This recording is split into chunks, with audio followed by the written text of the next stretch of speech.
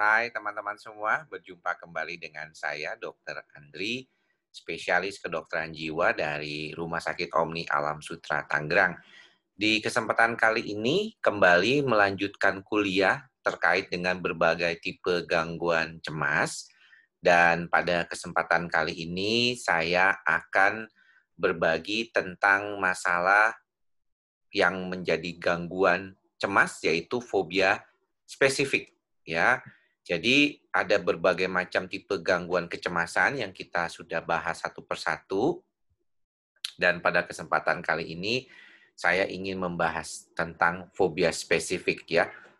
Jadi apa yang dimaksud dengan fobia spesifik ini adalah suatu ketakutan ya yang menetap, hebat dan irasional terhadap suatu objek, aktivitas, atau situasi spesifik yang menimbulkan suatu keinginan mendesak untuk menghindari objek tersebut atau aktivitas atau situasi yang ditakutinya.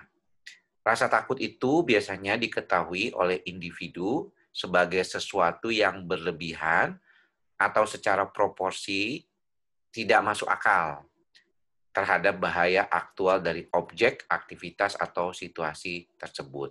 Ya, jadi mungkin teman-teman tuh pernah mendapatkan suatu cerita ya tentang seorang teman yang takut sekali misalnya naik lift atau takut banget kalau berada di tempat ketinggian atau mungkin dia menghindari situasi tertentu misalnya berada di dalam keadaan tempat umum ya spesifik saja hanya pada kondisi tersebut ya dia takut sekali ada di tempat umum misalnya dan ada juga yang mungkin ketakutannya itu agak mungkin buat kita tuh lucu misalnya dia takut akan beras takut kucing takut kertas takut buah jeruk gitu ya hal-hal yang menurut kita tuh tidak cocok gitu.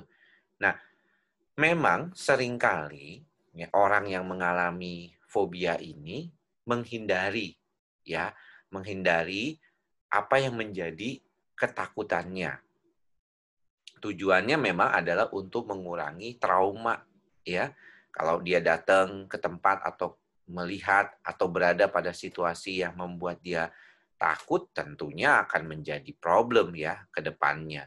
Dan salah satu contohnya yang saya tampilkan di sini adalah misalnya orang yang takut berada di tempat sempit dan pengap ya, yaitu seorang laki-laki ya usianya 30 tahun bekerja di suatu gedung bertingkat yang mempunyai lift ya, dia sendiri bekerja di lantai 10, tapi dia selalu menggunakan tangga untuk naik ke tempat tersebut karena ketakutan ya jika menggunakan lift.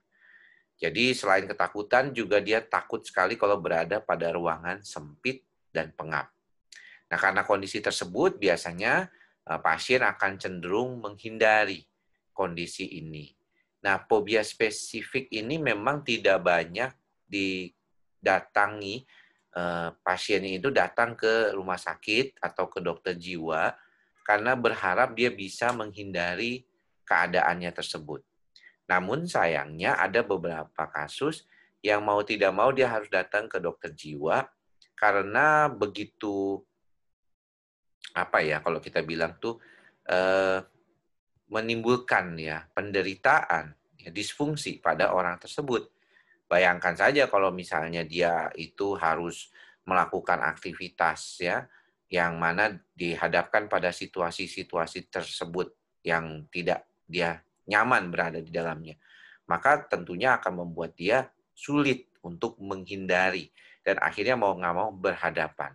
Tapi sayangnya ketika berhadapan dengan situasi tersebut mendapatkan suatu gejala kecemasan ya karena beberapa kondisi fobia spesifik itu bisa sampai panik ya dia sampai panic attack gitu ya karena saking takutnya. Nah, beberapa kondisi fobia spesifik mungkin memang dipengaruhi oleh trauma masa lalu ya. Dia menjadikan masa lalunya keingatan yang bermakna, misalnya pernah ditakut-takuti ya di tempat gelap, misalnya ada anak kecil yang mungkin nakal waktu kecilnya terus kemudian sama orang tuanya dimasukkan ke tempat gelap, ya misalnya kamar mandi, digelapin lampunya. Dan ini membuat dia ketakutan yang luar biasa pada keadaan gelap misalnya atau situasi gelap. Atau juga pada orang yang pernah jatuh misalnya dari ketinggian. Dan ketika dia jatuh, dia selamat tapi sejak saat itu dia ketakutan kalau berada di tempat tinggi. Jadi ada yang berkaitan dengan kondisi seperti ini.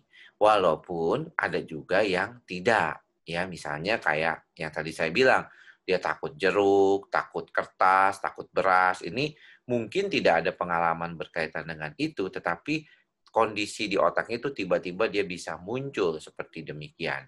Jadi kalau pengobatannya seperti apa untuk fobia spesifik ini?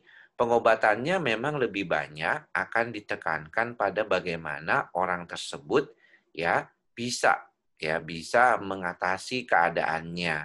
Nah, bagaimana mengatasi keadaannya? Dengan desensitisasi ya. Desensitisasi itu jadi mendekatkan objek yang ditakutkannya itu, kemudian awalnya mungkin dibayangkan atau dilihat dari laptop ataupun dari iPad seperti itu, atau gambar ya yang ditakutinnya, kecoa misalnya takut kecoa, dia dihadapkan pada gambaran kecoa sebelum melihat kecoa asli gitu misalnya.